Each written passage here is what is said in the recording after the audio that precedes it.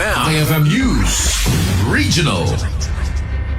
Dua tinatay idinto at alumet iti nasugatan iti napasama kapamalto gagarup alas 6:20 iti rabii idjay barangay Calaba Bangged Abra. Nabigbig digiti biktima ang natay da punong barangay Ezekiel Castañeda Parado 35 titawen na ken ti kaanakan na nga ni Arlene Gloria idinto nga nasugatan met ti asawa ti kapitan ani Sangguniang Bayan member Eileen Parado ken digiti kakadwada a Edron Salingbay ken JP Soliba Gakaya. Investigasyon nagiri kaming ti Bangged Municipal Police Station ti biktima a kapitan ken asawa na ket nakalugan da iti dark blue Fortuner idinto nga nakalugan met iti pick up dagiti da dumapay a biktima ket idinta makadanon dagito iti nakapasamakan iti krimen partikular iti Calaba Bridge ken laatlatan a pinaltugan dagiti saan a nabigbig a suspect a nakalugan iti pick up ipan dagiti biktima iti kasitgan a balay pagagasan idinto a dagos met nga naglibas dagiti suspect agtultuloy iti investigasyon dagiti kaming iti Bangged Municipal Police Station seknan iti nasao a pasama. Damag Regional para iti IFM News Idol Shanti Papi Tatak IFM.